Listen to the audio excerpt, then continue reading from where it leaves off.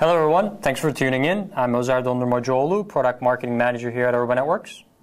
Hello everyone, I'm Paul Curto, Director of Technical Marketing here at Aruba Networks.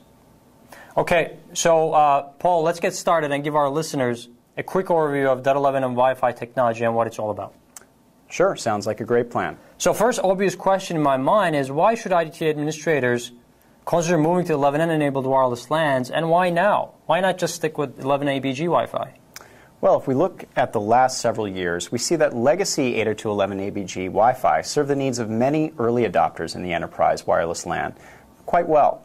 But today's business-critical enterprise applications require increased performance and reliability. This is exactly what the next-generation 802.11n technology delivers for mobile users.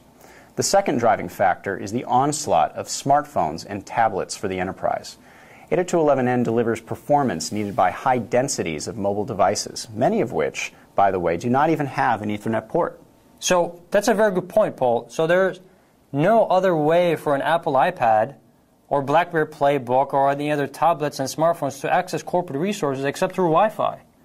So Wi-Fi technology becomes a primary and the only connectivity for these type of devices in the enterprise. That's absolutely right. Okay, so let's give our listeners a little bit more detail about the .11n technology. How does .11n enable greater performance, reliability, and support higher densities of these devices? Sure. Well, let's talk first about speed. So today's 802.11n technology offers up to 300 megabits per second for the radio link from the Wi-Fi radios when compared to the 54 megabit per second speed of legacy 802.11abg technology. This enables faster speeds and increased bandwidth availability for end-user applications. As a result of this, as end users get their job done faster and at increased speeds, more users can be accepted and serviced within the wireless LAN. This allows IT administrators to support increased densities of mobile devices, such as smartphones and tablets.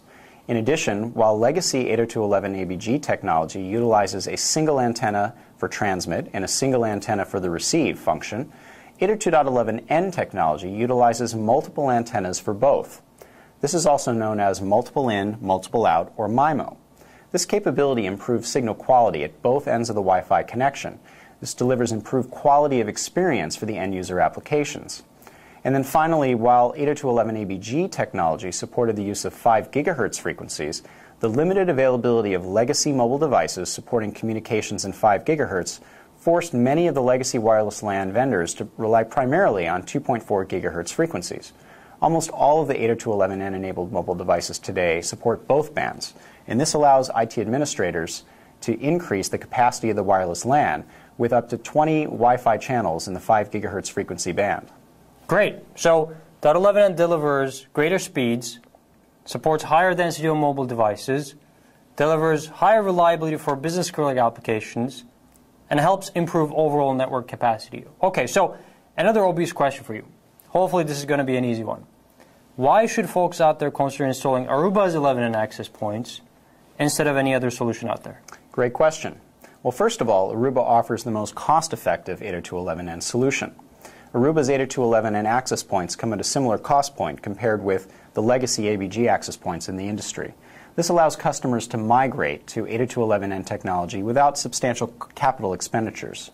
Second of all, Aruba offers the most comprehensive 802.11n access point product portfolio in the industry.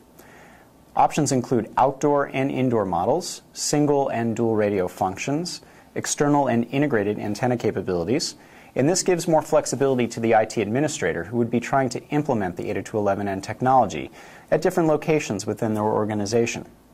Next, Aruba offers the most feature-rich 802.11n access point platform in the industry. Each Aruba 11n access point integrates spectrum analysis, wireless intrusion detection capability, remote access point capability, enterprise mesh, remote packet capture, distributed traffic forwarding with role-based policy enforcement, and centralized forwarding. Accordingly, IT administrators don't have to rely on a separate set of access point hardware and management infrastructure as they're implementing a high-performance, reliable, and secure wireless LAN that is easy to manage and maintain. Last but not least, Aruba's Adaptive Radio Management, or ARM technology, offers the industry's highest performance for higher densities of smartphones and tablets out there in the market today. This is the most important problem IT administrators are trying to overcome, as we stated earlier. Capabilities such as spectrum load balancing, band steering, airtime fairness, and co-channel interference mitigation, and more ensure that all the mobile devices in an Aruba wireless LAN have access to a certain amount of bandwidth to get their job done, wherever they might roam. So Aruba is letting IT administrators pick the best platform for their business needs, delivering more features with its 11N access points, ensuring bandwidth availability for any mobile device in the wireless LAN, all at a lower cost point. That sounds great. So one final question before we go.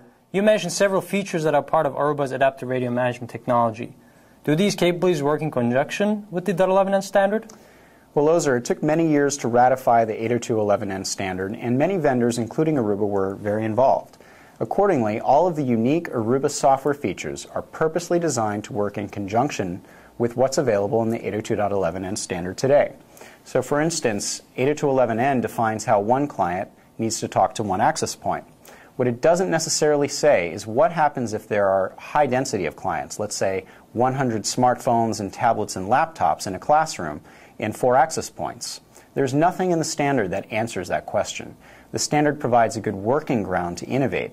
And Aruba's adaptive radio management technology maximizes the performance in a wide variety of client to AP mixes, such as that use case. Great. Thanks for your time today, Paul. I'm sure our listeners will find all of this information very useful. Thank you, Ozer. Thanks for tuning in, everybody.